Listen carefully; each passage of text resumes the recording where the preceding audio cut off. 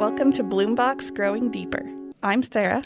I'm Hannah, and we're on a mission to help you become the gardener you want to be. Welcome back, everybody. You're listening to Bloombox Growing Deeper, and Sarah and I are here this time with Bob Henrickson, who is in charge of our horticulture program here at the Nebraska Statewide Arboretum. And we are so excited to talk about our garden fails. I think excited's the wrong word. No, I am excited because I think this is something that we don't get to talk about a whole lot at NSA. People always want us to tell them how to do things, but they forget that the way we learned how to do things was by first failing. Yes. And I appreciate failure. I am that person who am like, you don't know until you try. And if you fail, at least you tried. Sometimes it'll go well, but if you just stick with doing what you always did, then you will never know. So I think anybody who knows NSA knows who Bob is. He's our greenhouse manager. He grows all of our plants. He does everything. He knows everything. Oh, man. It's kind of funny that we picked him for garden fails because I think most of you see Bob as the expert. And we did really want to show that gardening's an experiment. And we've all learned, like Hannah said, we've all learned by trying things. And sometimes the more you know, the bigger of a mistake you can make because you get braver. Right. So we're going to mostly keep this to the homeowner-sized mistakes. But I know Bob's got a lot of experience. Tell us some of the gardens you've worked in. Yeah, I really cut my teeth here on UNL campus. I worked for Landscape Services, for 7+ years, and then I went over to the Statewide Arboretum. Not the Statewide Arboretum. Before that, I went to the State Fairgrounds and worked there for another 7 to 8 years before I came here. So yeah, I've been in public gardening, pretty much my whole, you could call it professional career. I would call it a professional career, yes. Okay, very good. Very good. Very good. Yeah. So you're right. When I think of garden blunders and that trial and error thing, for me, I like to use the 3 strikes and you're out. So in other words, if I failed at something and I don't change what I did, it's going to fail again, right? So whatever action I took in that created that blunder, do it different next time, right? And otherwise, it's going to be another blunder.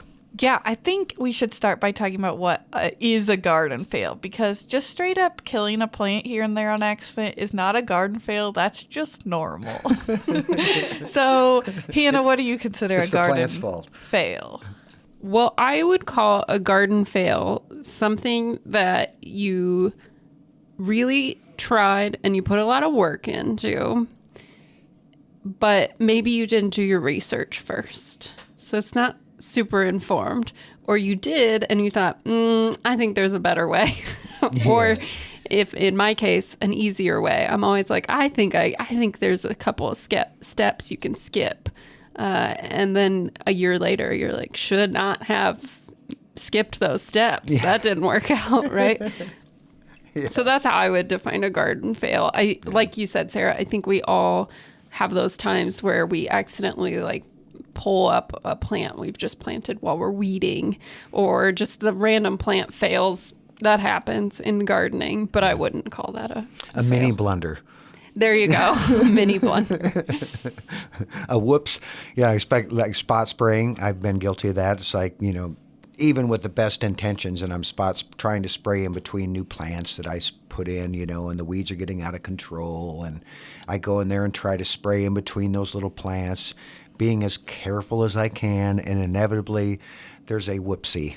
Accidentally hit that one. And so what I've done with that to change up that blunder is say, well, for the most part, I'm going to hand pull those in between my babies. And if I'm in there, not working 3 hours at a time, but more like 15 minutes here, 15 minutes there, preventing the weeds from doing their thing, then I don't have to spot spray in between, and I avoid that mini blunder, if you will. So I try to hand pull as much as I can, or break out a hoe or whatever, mulch, to prevent the weeds now, rather than spot spraying in between my babies. So you live and learn. Yeah. Yeah, for sure. And Roundup can, anybody that's been out there spraying chemicals, we need to all think about using less, right? And to me, it's pulling weeds is not that bad, if you keep up on them, right? So. You made me think of a garden fail that wasn't mine. Uh-oh. I can't remember who told the story. Maybe you told it to me or Justin told the story of going to visit a city park and seeing the footprint-shaped dead spots in the grass because somebody had been spraying probably in a landscape bed, walked through their own spray, and then walked through the grass, and they killed little footprints through the grass. Yeah, I don't think I've ever done that, but I have seen that where it has happened for sure. Yeah. Yeah, I think my biggest blunder with spraying was probably buffalo grass. So when I worked at the city campus, they found out I did a good job with buffalo grass, and the reason that was trial and error. My blunder was I had a lot of cool season weeds, dandelions, other things growing in there with the buffalo grass, and the buffalo grass didn't green up till late in the year. Well, anyway, I wanted to spray it with a broadleaf herbicide, right, that doesn't kill grass, but it kills the broadleaf weeds. Well, I didn't read or ask or whatever. Nobody told me that for buffalo grass, it's much more sensitive. So, and then my boss tells me after the fact when all of my buffalo grass is burned and it looks like crud, and my supervisor's saying, well, yeah, you got to do it at half the rate. And I'm like, well, now you tell me. And so after that happened to me and I had in full view of all of my cohorts, my blunder, I'm never spraying buffalo grass again is basically what I said. So my management then was like, just don't mow it and it'll choke out the weeds and I'll hand pull the darn things and that works out great. So. Should we get into our fails? Sure. Okay, I'll start. Because like I said, I've been thinking about this for a long time. Yeah. My number one fail that I have experienced recently was a rock garden that wasn't a rock garden. I thought I was putting in a rock garden. That's not how you do rock gardens, is what I learned. And I am scooping up lots of little river rock right now. I was like, what was I thinking? I don't know. I've seen rock gardens. For some reason, I just didn't do my research and then also thought, just throw some rock in there. That makes it a rock garden. It does not. Do your own research. And then it was impossible to weed. It's so hard to weed.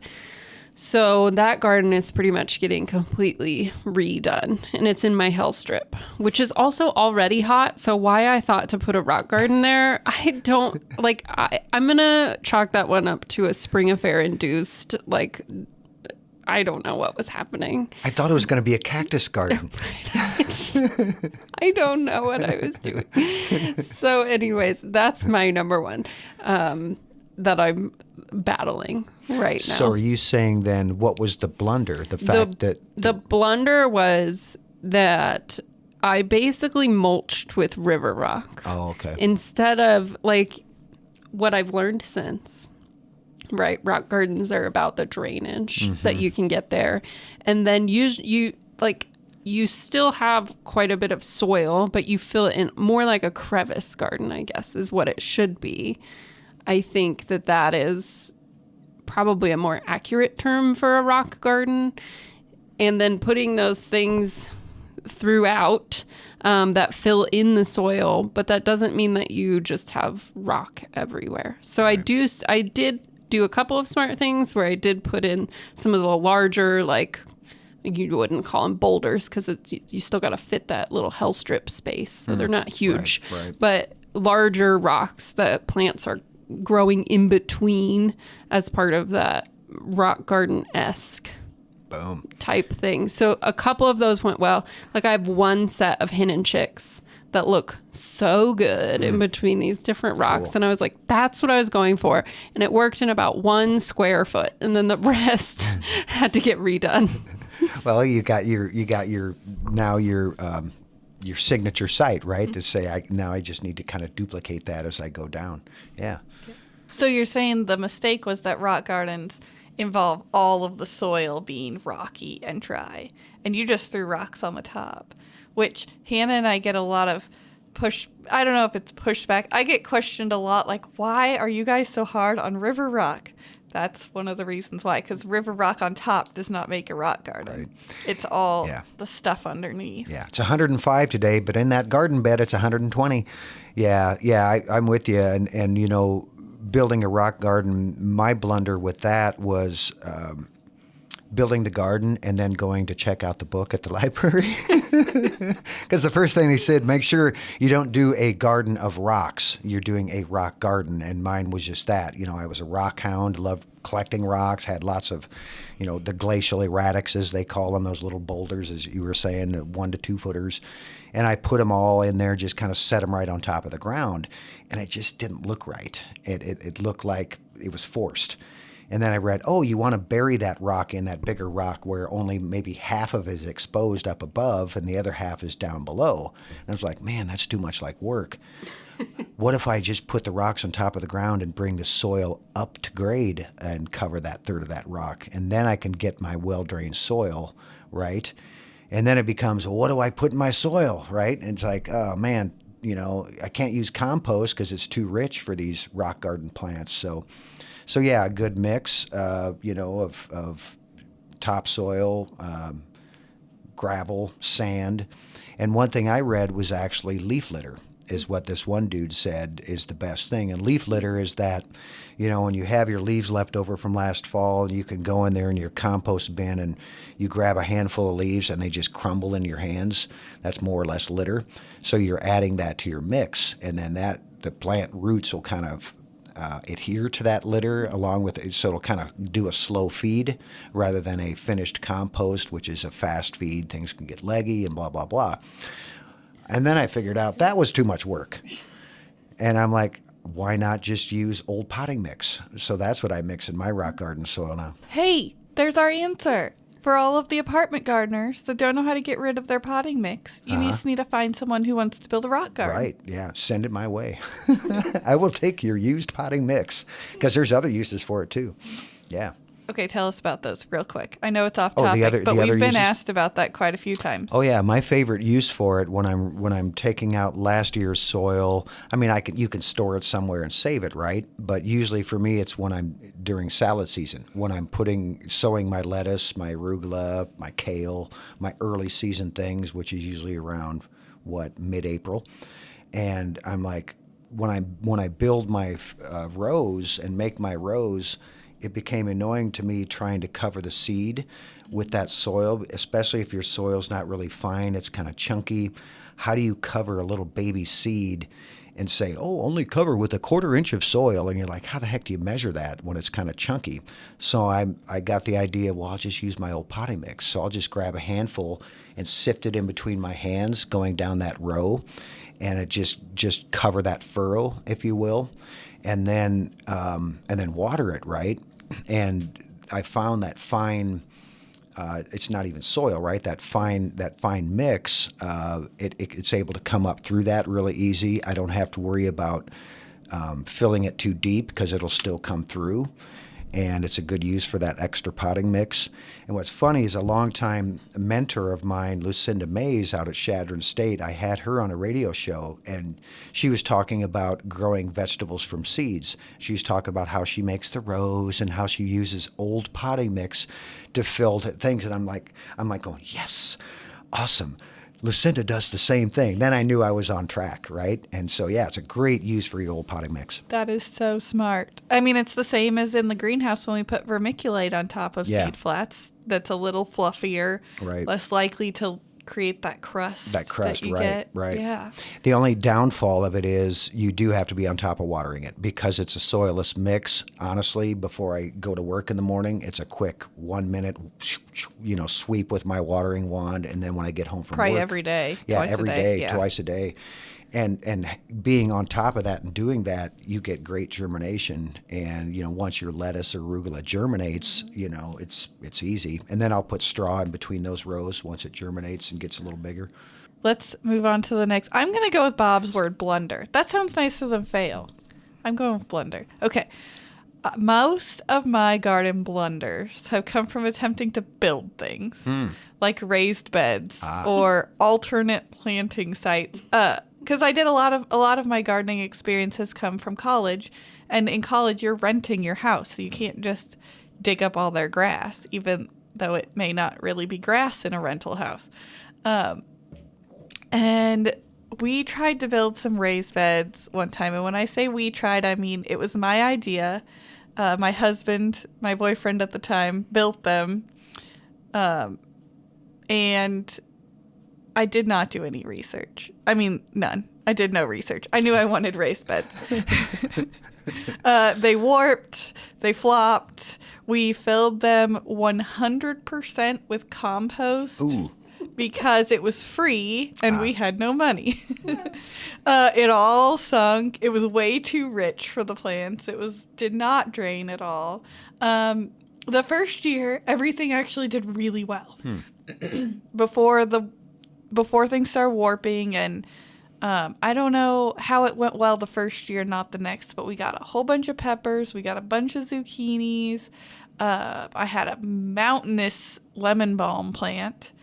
And then progressively after that, our peppers rotted, or the the squash bugs found our zucchini. And then they just slowly started flopping outward until I don't know what happened to them. Eventually he moved out of that house. What's bad with that is then you can't take it back. You got this big monstrosity staring at you going, so what are you going to do about me now, Sarah? It's like, I just want you to go away. Thank goodness for college rental houses. Right. It got donated to the landlord. You know, I'm curious, does that cause you whenever you see raised beds to kind of cringe now? Like if you see we all see them and they get used a lot. If they're done right, I'm like, oh man, they did their research. No, I'm happy for people who it worked out for. Okay. It makes me laugh. Sometimes I'm like, oh look, they read the book before they started working. Right. Yeah. I was in too big of a hurry and decided some free plywood and some free compost would build a raised bed. Oh boy. Plywood. Yes. That's my favorite. Yeah, right? Oh my no. gosh. I mean, I think all raised beds have a lifespan. Mm-hmm. You know, no matter how, unless you're building out of indestructible materials. It should be more than 2 years. Though. It should be more than 2 years. Yeah. One of my raised beds is reaching the end of its lifespan, and it does get frustrating when you're like, oh, now I'm going to have to replace some of these, whatever you used for the sides. In my case, I used actually fence, like dog-eared fencing, really? Not posts. I can't think of the right word right now. Anyways, cedar ones, because that lasts a little bit longer, and then also they're less expensive and they're already cut. So if you want to do 4 foot or 6 foot, you can just plop them right in there. You got to get the other parts that you can then screw or nail them to, depending on what fastener you want to use, I guess. But I ran into some of the same problems as you, Sarah, where I kind of like tried to level them, and that didn't go well. And then I realized like they don't really need to be level. It doesn't matter. I tried to like make the ground level before I put it on the ground. That doesn't matter. Why did I do that? That was so much extra work. I have no idea. But eventually they have to get replaced anyways. I find them useful for my vegetables. But yeah, it is time now that I'm going to have to redo one of them. And I'm like, where am I going to put all of the current soil that is good soil in it while I redo the sides? I don't know. It's a project that I am not excited to take on.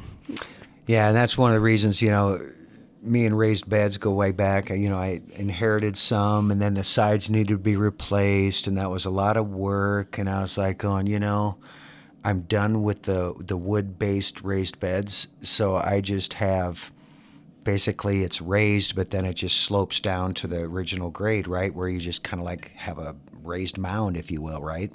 Because I remember seeing pictures going, well, heck, these people don't have wood around their raised bed. They just have a slope. You have a really nicely terraced backyard too, don't you? I'm thinking of pictures of your vegetable garden, and you've got kind of like, is it railroad ties? Yeah, railroad ties. Yeah. You know, and that was done years ago because the slope was, I mean, we're talking a 4-foot grade, so I couldn't just, have that. So I built a 3-tiered raised bed, and I used old ties, and creosote was a concern of mine because I was going to have vegetables in there. And so I asked an old extension agent that we used to be at UNL, and he said as long as it's old ties and you can't visibly see the creosote, like oozing out or still present or smell it or whatever, and use lots of compost, the compost will tie up that creosote. And all these years later, I've never been concerned about, creosote getting into my food supply. Yeah, because I see a lot of railroad tie beds, and they are really long lasting and sturdy. Mm-hmm. I always think the metal ones look good, like people who just use like a water tank or something. Yeah. I mean, it looks like a really smart idea because it's not going to rot. I wonder if it gets hot. Yeah, I don't know. But I don't know. And then drainage, too. Yeah, I guess you'd poke some holes in it. Yeah, would be an issue. But no, I like that 3-tiered raised bed. It's one thing I'll say about raised beds, though, they do dry out faster than the surrounding soil, and watering becomes... Not if you fill them with compost. Right. Yeah, exactly. Right. Then she never dries out. It's like a soupy mess in there. Yeah. So, yeah, I would say for me, my biggest blunder is either introducing something that became a weed. In my case, I mean, it cost me a bunch of beds. I had access to some free hay and a lot of it. So, man, I'm mulching around all my plants, putting this hay down nice and thick and feeling good about the free mulch I got. And I love using straw, but hay was kind of something I hadn't done. And we all know the difference between hay and straw, right? But hay, of course, it had brome in it. It had smooth brome. It had downy brome. And it had bindweed. You're making Hannah sick. Right? Oh, I'm cringing. It basically cost me my display beds up here at the State where I read them. And I just ran into a fella. He said, "What happened to your display beds up there?" And well, my blunder was I moved in straw. And then all that smooth brome, I tried to control it. Well, it would wrap itself around each plant. And so I just had to throw my hands in the air and say, either you start over, spray everything. And that was just a real mistake. And pretty soon those display beds will be covered by a brand new sparkly greenhouse. That's right. So you won't have to worry about it. Exactly.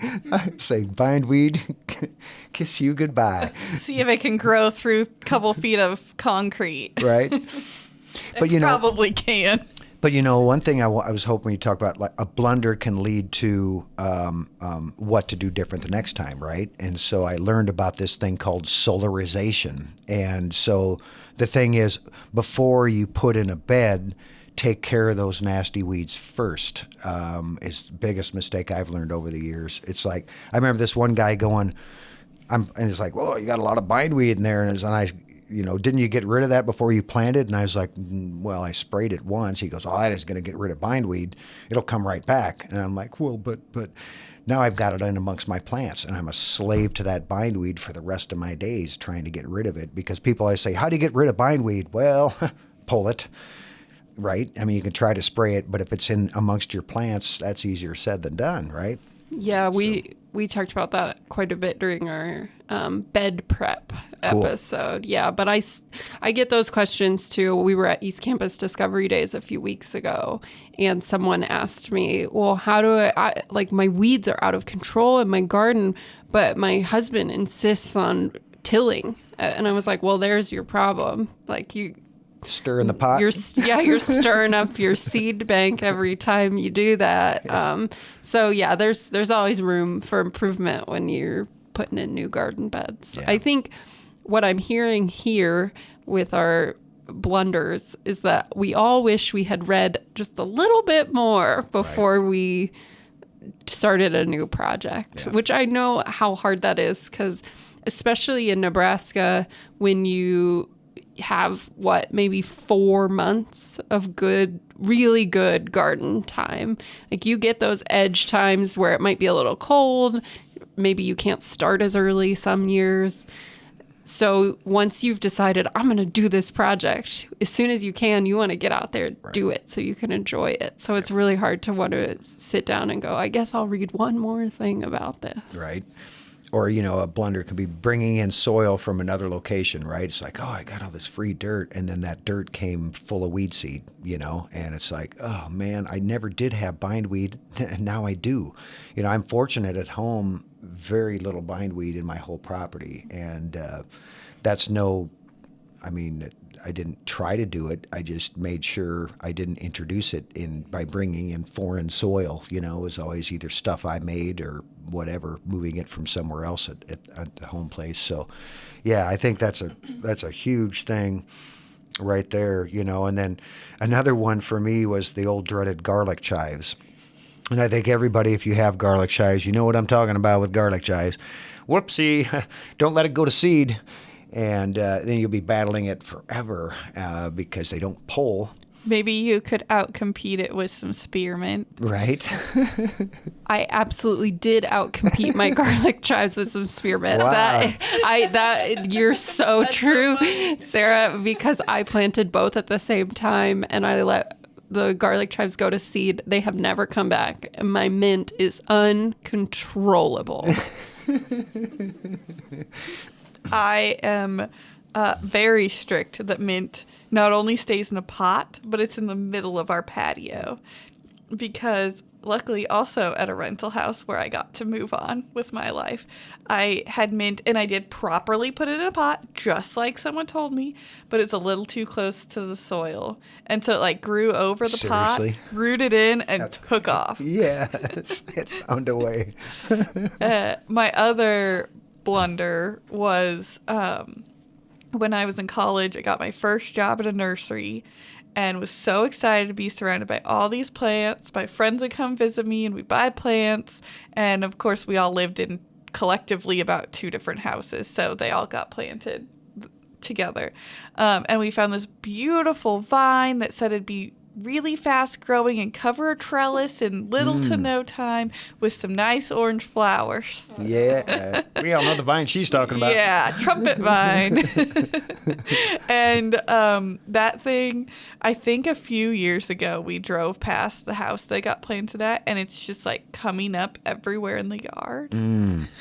I mean, if you want something that is going to look pretty but cover everything and you'll never have to worry about it or do anything, that's your vine. Right. I mean, I guess that's your number one low maintenance gardening tip. Plant that vine and you'll be, oh my word. I mean, you got to take care of your house because it'll crawl up your house and over your windows and everything. That plant's a trip. Yeah, and people, what gets people is what do you have that attracts hummingbirds? And they love to throw that trumpet vine at you because it does, yeah. I mean, it's not technically a noxious weed, but I don't know how you can still sell it. Right. I have seen a few, out on the farmstead, climbing up an unused windmill can be kind of pretty because a windmill's big enough for the thing to cover, and it's got space to go, so it kind of stays there. But don't put it anywhere near your house.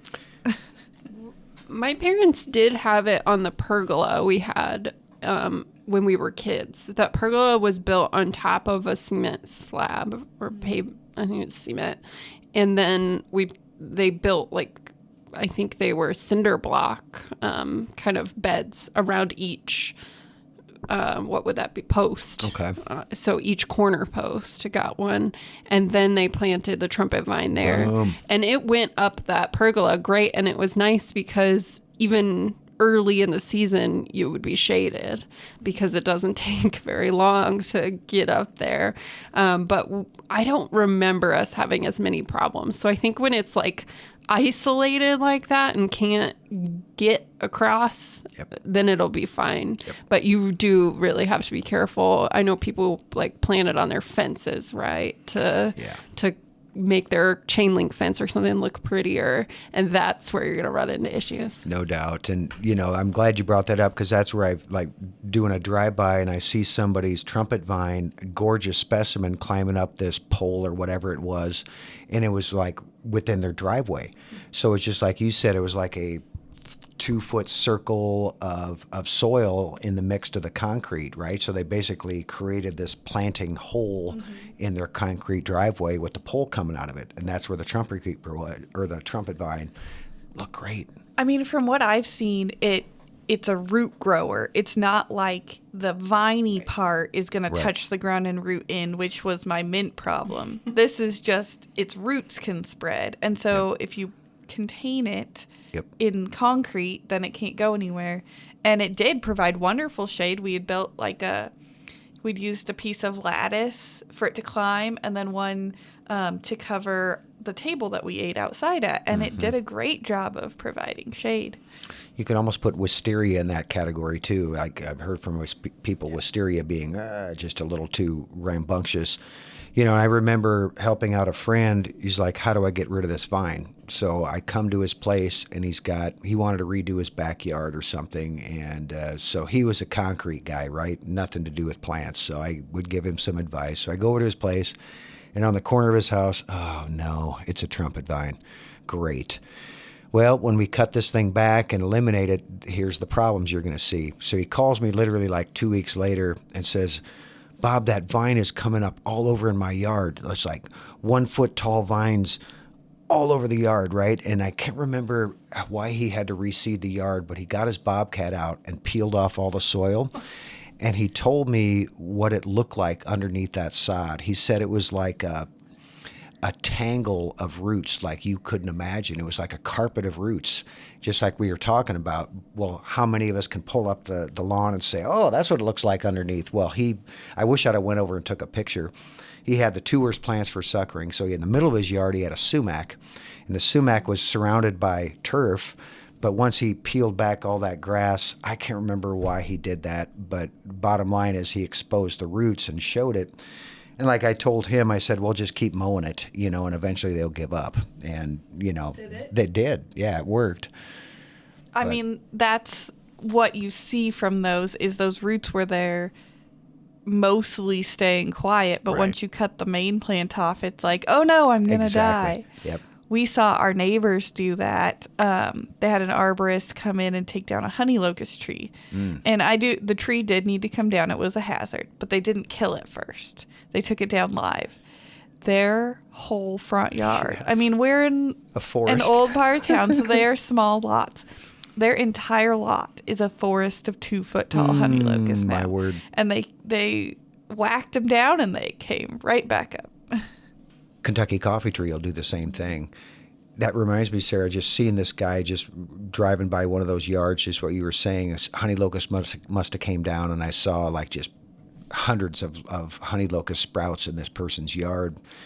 2 or 3 days later, I see somebody out there with like this sickle bar thing. He didn't look like he was very happy, like swinging at those things, like cutting them in half. And I wanted to stop so bad and go, dude, I don't know if this is a workout to you or what, but you're going to be back doing this ain't going to help. They're going to be back laughing at you. Yeah. So what do you do in that case, right? Smother them. I don't know. Fire. Torch him. I mean, I was looking at that. I'm not an expert on taking trees down, so you can tell me if I'm wrong. I was looking at that going, if they had killed the tree first, would it have done that? I think it probably would have. You think it still would have? Yeah, because they would have just killed that top appendage. True. I mean, and how would they have killed it in the first place? Well, I was thinking just ringing it and letting it die, but they probably... I mean, in town, I guess that just makes even more of a hazard tree, doesn't it? Yeah. Especially over the street next to the courthouse. But no, you're right. Those sprouts wouldn't have shown up had the mother plant died, right? Yeah. And that's what happens. It's the tree's response to going, hey man, I'm just trying to survive here, and it'll send up sucker sprouts from the roots. And there's a number of plants that do that. They're smart. They know what they're doing. But to us humans, it's like, oh boy. Error. The other fail that I have, and I'm going to stick with fail because I like saying that there's failures. Anyways, but the other fail that I have run into, and I find that I do it consistently, and I'm trying to get better at this, is I always when I put in a new garden and it's growing, and then all of a sudden I go, this is missing something. And then usually I come to you, Bob, and I say, I need some more plants just to fill in. And you say, what grasses do you have? And I go, oh yeah, I forgot about grasses again. Yes. And that's when I have to remember when I'm doing my garden plans at the beginning to think about grass, because especially the way that we garden with natives and mostly prairie plants, those are very important parts. It is. And why would you say that, though? Why would you say that grass is important? Well, the main thing is because it kind of helps fill in the void, definitely. And then also it just looks nice year round then. It creates a sense of place.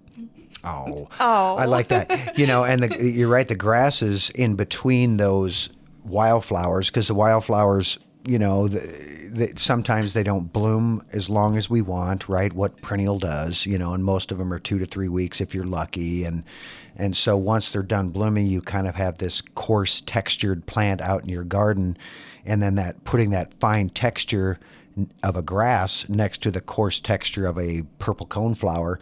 When the purple coneflower is doing its thing, nobody cares, right? But when it's done and it's like you just got this lump in the garden, that fine texture against it, really, I think our eye likes that, right? And then the grasses also help keep the weeds at bay and between your plants. And sometimes those weeds can be the actual flowers you planted where they like open ground. So I'm like, hey, I'm going to seed in between, and now you're going to have a whole lot of me rather than just a few of me. And maybe that's not a bad thing. But yeah, grasses are really, man, they make a huge difference in a prairie-style garden.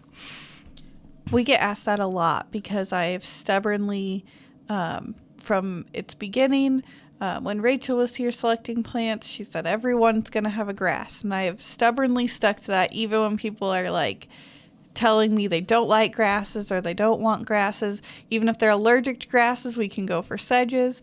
Is that every habitat garden is going to have one species of grass. And partly I do that because Bloombox is a habitat garden, and habitat is more than food. It's also shelter. Right. And our grasses are the shelter. But every native plant, even non-native flower gardens that I see without a grass, you just keep walking by it and you're like, it's real pretty, but it's not quite done. It's missing something. It's missing something. Yeah. And especially if you see those gardens in the fall, you'll really think they're missing something. Amen. And grasses just finish it off. Yeah. And I think especially here, there's something that they establish so quickly. When I put in a new Bloombox-esque is what I'll call it, garden, those perennials, they take a season or sometimes two, especially if you're looking at something like Baptisia, to really get established and looking good. But the grasses, I have some grasses that I planted in the spring that are perfect already. We're 3 months in, right, and they're looking great. Yeah, and that's a good point. The grasses are fast, meaning you don't have to go buy a gallon grass, and I remember the nursery trade was saying, we're shifting to 3 and 5 gallon grasses because, this was a person telling me this because our clients you guys can't see my face. I was in shock. Their clients wanted instant landscape, you see. Oh, my goodness. And I'm like going, a 3 gallon grass? Dude, you're wasting your time. What were they paying for those? Right? I didn't want to know that part. Well, he's not in business anymore, just to let you know. But it didn't quite work out. But anyway, those little plugs, those little tiny guys, well, that's amazing how fast they grow. I've got big blue stem in my Bloombox garden. Not everybody gets it because it is big, but man, I love big blue stem. And I planted it as 3-inch plants at the end of June last summer. And they are 8 feet tall and blooming happy. It's actually kind of funny because I've got 3 in a row, and they get progressively like an hour less of sun each. And so they're these little stair step of grasses. Really? It's really cute. But they're full. Maybe they're not their full clump size that they're going to be. But we planted some gallon grasses outside the same fence. So same sun. Actually earlier last spring. So they got a 2.5 month head start. And those things are slightly bigger than they were last year. Interesting. And they were sold to us as a very fast establishing grass. Right. And I'm about to dig them up and chuck them and put in more big blue stem. Oh man, yes, yeah. And I've seen plenty of fails where people have put in 1 gallon grasses and then missed a watering. Like, oh shoot, I should have went over there. It's 98 today. I should go water those. I'll do it tomorrow. And then you go and they're all burned up, and you're like going, what the heck? These were gallon plants versus this little plug. And I've learned over the years those little plugs are less likely to die from a lack of watering than a 1 gallon or a 3 gallon pot will ever be. And so they establish quicker for that reason. You save money and less water to get them established. All of the above. It's a win-win. Yeah. I want to go back to plant selection for a minute.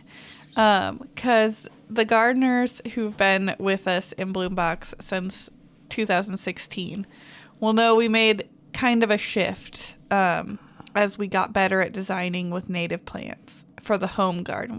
NSA's been using native plants for years in pretty large landscapes, but it was a little bit of a shift to garden in 100 or 200 square foot home landscapes. And those plants that you talked about, they're great plants, love them, perfect for habitat. Each one is beautiful, but they know how to take advantage of open space.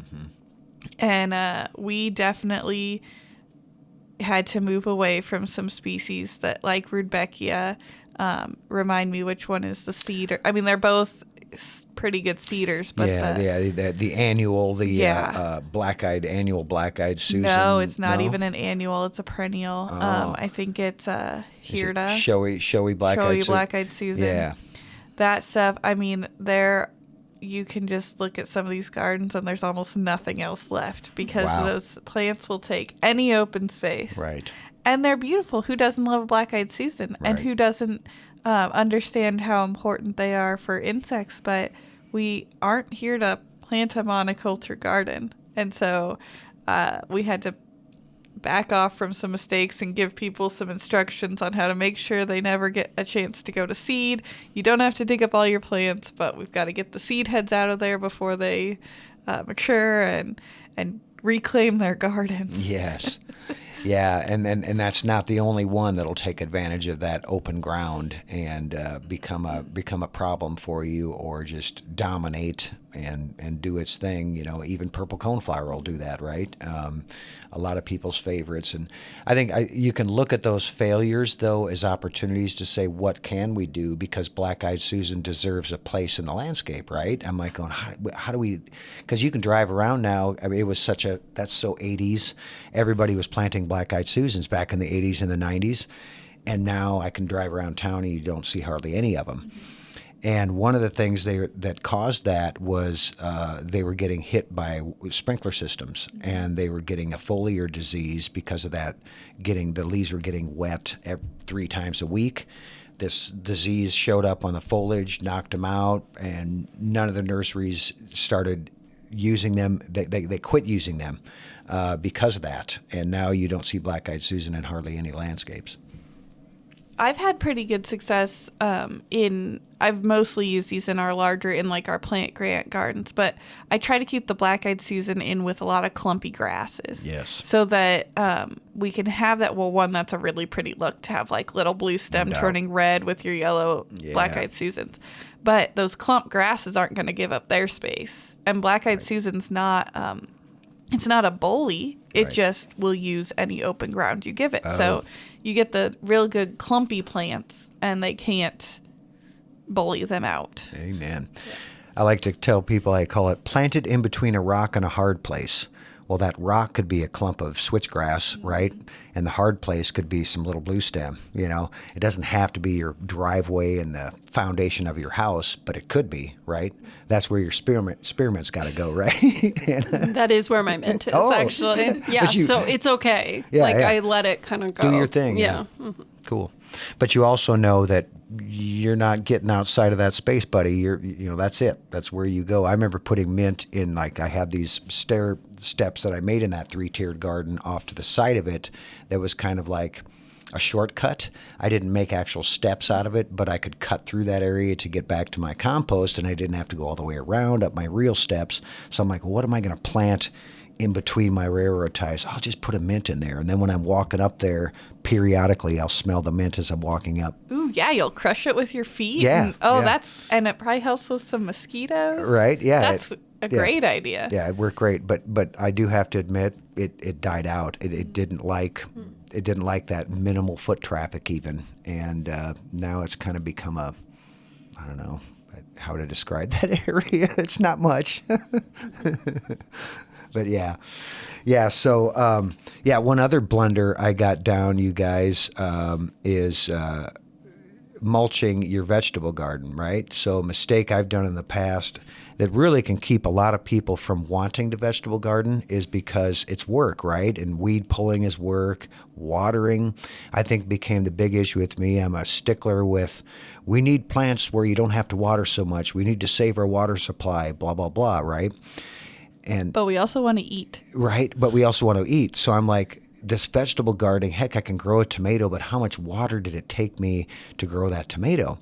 So I would set up my sprinkler and no mulch at the base of my plants, and I'd water them, and then literally 1 or 2 days later, I'd have to do it again, set up the sprinkler, and people would say, well, just use drip. Well, of course, folks, this was back in the 80s. We didn't know this stuff.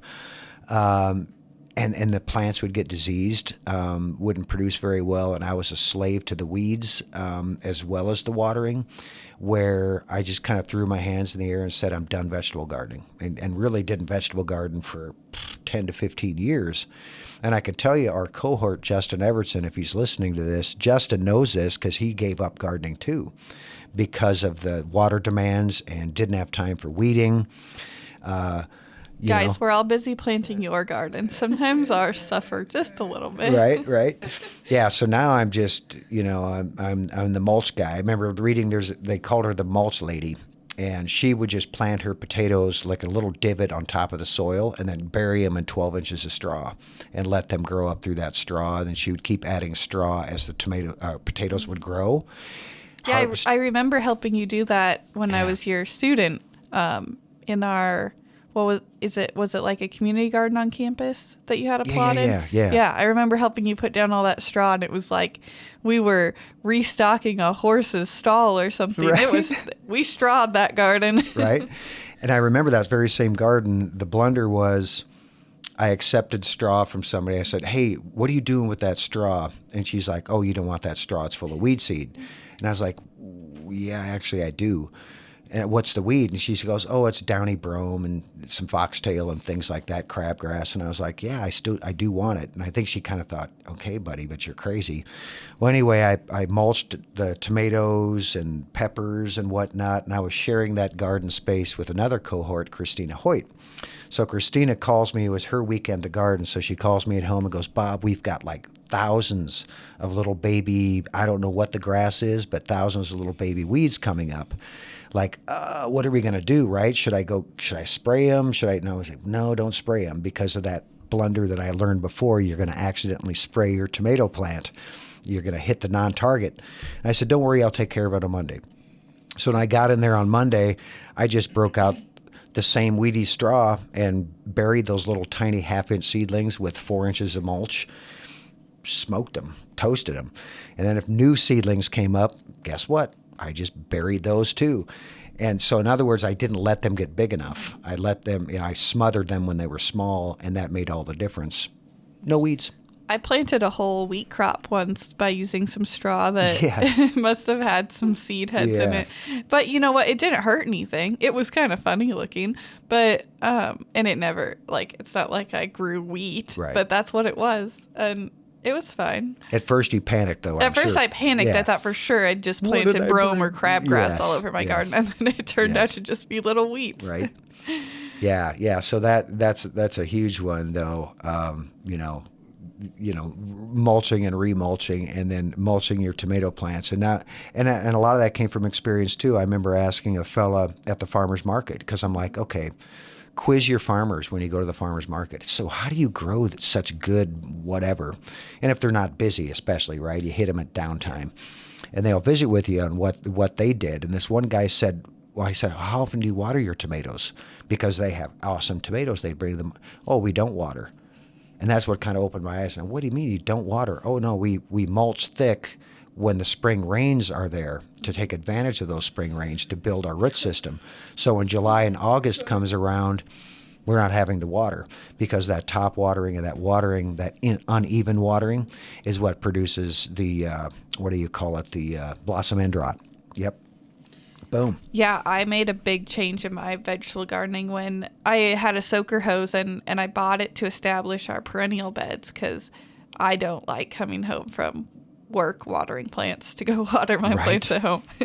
And then I was done establishing perennials, and so I ran it through our vegetable garden.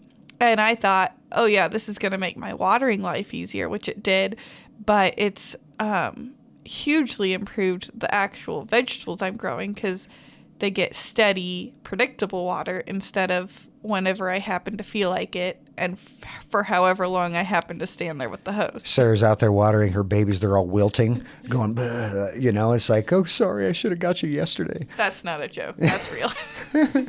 You guys are making me feel bad for my vegetable garden. Well, so what I do to prevent that mistake is, when you find straw, and a lot of the box stores and whatnot have straw available in the fall for your Halloween decorations. And I just keep my eye on that pile and, go buy 5 bales at once towards the end, because their price will go down once Halloween's over, And sometimes they'll have them sitting out in the weather where they get really wet.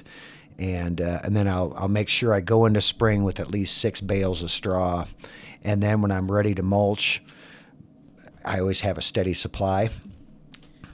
So I've only seen pictures of parts of your garden, but how big is your garden? Well, yeah, that's a good question. I mean, what is the garden, right? Now, my vegetable garden's not huge, but you're talking about the whole Well, how big is garden. this area where you would put straw in? I just want to give people an idea. 6 bales of straw. Right. I don't think they believe how deep you really put the straw. Yeah, right. And it'll break down over time too, right? So you're adding a new layer. And oftentimes what I do, that I would say my vegetable garden space, it's in pieces. So it's kind of hard to judge how many square feet it would be. I don't know, a couple, 300 maybe. Yeah, and so what I do is, how much rain did we get last night? Oh, 1.5 inches. Some people are saying it's a good day to pull weeds. I'm saying it's a good day to put mulch down, because last night's rain penetrated the mulch I already had, right? I want to take advantage of that rain, so I'll add more that night, because it's too wet to do this or it's too wet to do that. Not too wet to put mulch down. But you're pretty much just trapping that new moisture in. Exactly. Yeah. Exactly. Yeah. And when I say mulch, you guys, I'm thinking about okay, if I'm mulching my eggplant, my peppers, my tomatoes, my cucumbers, my whatever, I'm also doing it to prevent soil splash when we do get a heavy rain, and that'll get the soil-borne fungus on your leaves, and that's where it all starts. So that's another thing I do is, don't plant your tomatoes in the same location year after year. Well, if you put straw down, you don't have to worry about those disease problems. I replant my tomatoes because I don't have an option. I can move them around a little bit, but I got a confined space, right? Where I can't move my tomatoes 50 feet from where I had them last year. It just doesn't work that way. Yeah, I bet Hannah's similar with her raised beds, and our vegetable growing space it's like a natural raised bed. It's the top of our retaining wall that runs along our driveway. And so it's this long skinny section, and I've got a lot of herbs and perennial foods in there already. And so my place to plant my peppers and my carrots and things that I replant every year, I don't have the option to flip-flop it. It is what it is. The peppers go in front of, the carrots go in front of the peppers, the onions go behind, and that's where they go. Right. But that I do the same. I mulch to keep and also then, that soil splashes up on the fruit, and Right. That's where you get Annoying. those. Yeah. Yes. I can eat my strawberries right out of the garden. And there's nothing more fun, like your raised bed, it's not that case, but when you're out there tinkering in the garden, your tinkering should be, I'm harvesting. That's my work. It's like, I'm tired of harvesting. Oh, woe is me. But to go out there and harvest in your bare feet on that nice soft straw, nothing better. Because they don't feel like you're tromping things, right? Yeah. I'm just stepping on my moist straw, and yeah, everything's good. Yeah, I had to protect the strawberries because Silas has learned, well, he knows where they grow for sure, and he's learned that the red ones he can eat now, and I don't want to be there policing them all the time and be like, no, you got to wash that strawberry. Right. I want him to be free to go pick it. I think that's really Exactly. fun. So if I can keep them cleanish to start with, then I don't have to worry what he found. Yeah. And what I mean by layering is I'll start like, okay, you plant your little baby peppers or your little baby tomato plant, and it's maybe only 4 inches tall. I'm just putting a light layer down. But as that tomato gets up to 1.5 feet, whatever, a foot, 1.5 feet, then you add another layer. Then all of a sudden your tomatoes are 2 feet high, and I'll add another layer. So I'll just keep adding a little bit, and it doesn't become, it's not a lot of labor. It's pretty easy to grab a bunch of straw and just throw it down. And I've even used last year's leaves, and that doesn't look as nice, to the eye. So I'll often put leaves down and then cover it with a little bit of straw just so it looks more, I don't know, just something about straw in a vegetable garden that looks cool versus oak leaves, Do you want to bring us back? Bring us back, Hannah. We're getting on a tangent here. Well, that's quite a few garden fails, which I hope gives everyone who is either new to gardening or even a veteran gardener some hope for their own gardening, because Bob, Sarah, and I have all been at this for different lengths of time, but we all have been equally successful and equally blundered at times. Yes. So it just is what it is, and it's part of gardening. And I don't know what person with a hobby or something that they're passionate about would say they do it 100% correct every time. So don't feel bad if something goes poorly. There's always next year, which is what I like about it. Amen. That's the beauty of gardening, is anticipation. Right? Yeah, exactly. I swear she wrote that song for gardeners rather than the ketchup bottle, right? I don't remember what that was. You remember that commercial? Yes. No, but I don't know that commercial. Yeah. Well, that's Sorry. before you guys' time. I think it was a song by Carly Simon called Anticipation is Making Me Wait. Well, anyway, the ketchup, when you're waiting for it to come out, that was before the squeeze. Right, things. the glass bottles. Yeah. Yes. Yeah. We were born post-plastic ketchup bottles. That's right. That's right. Sorry, Bob. I'm the old one here. What can I say? No, that's fine. All right. Well, with that, we will move on. I do have one more thing I wanted to talk about, and I'm glad that Bob's here for this. On Friday, because this is coming out on a Monday. On Friday, we announced our big news, which is that we're building a new greenhouse. We're buying Bob a new toy. Yeah. It's an expensive toy. It's an expensive toy. We're buying all of us a new toy. We have been operating out of a greenhouse, not even near our current shade houses that we use, for many years in Mead, Nebraska, for those of you who are listening outside of Nebraska. And we are finally at the point where we can build a new production greenhouse next to our current shade houses so that our production will be a little bit more efficient. We hope it'll save us time. It'll save us money on gas, so driving back and forth, and just will help us be better connected to the campus, to students, and also to the customers that we want to work with, and all those folks working on projects throughout the state. However, we need your help. That's where we're coming at you from. We have raised about $114,000. We're very proud of that, but we need to get to 140. So if you can do the fast math, that's a little over 25,000. It's about 27,000 that we need to raise. Now, here's the catch. We need to raise it by September 1st. So if you are willing to help us get to that $27,000 goal. We would really appreciate it. Help you. Now you know Bob. He's a fun guy. So give him his new toy. Yeah, that's right.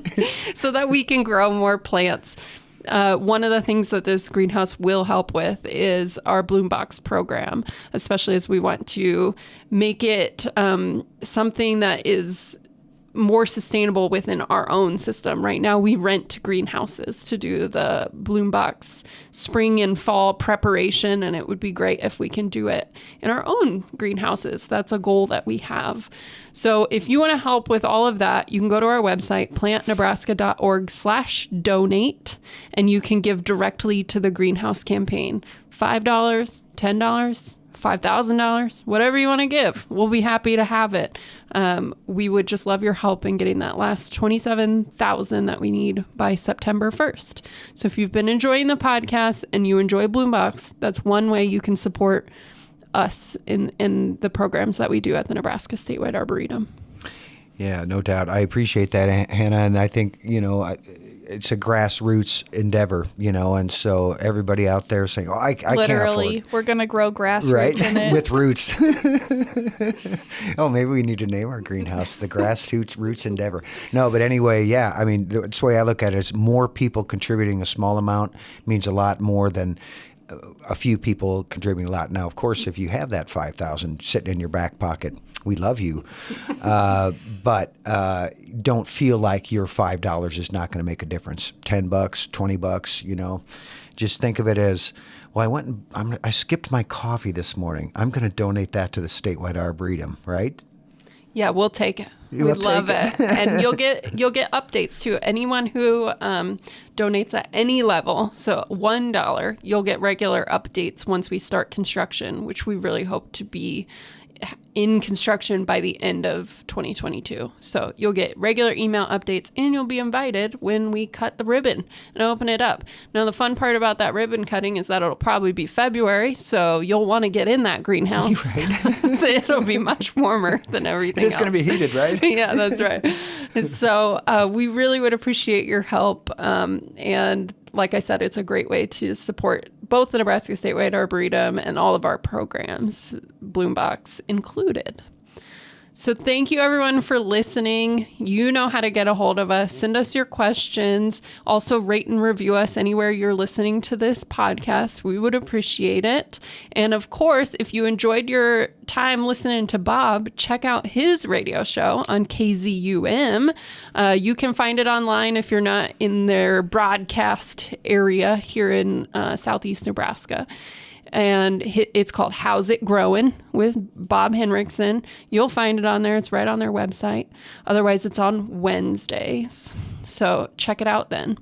So thank you, Bob, for joining us. You're welcome. Yeah, we appreciate you being here. All right. Well, Bloom Box and Bloom Box Growing Deeper are both programs of the Nebraska Statewide Arboretum.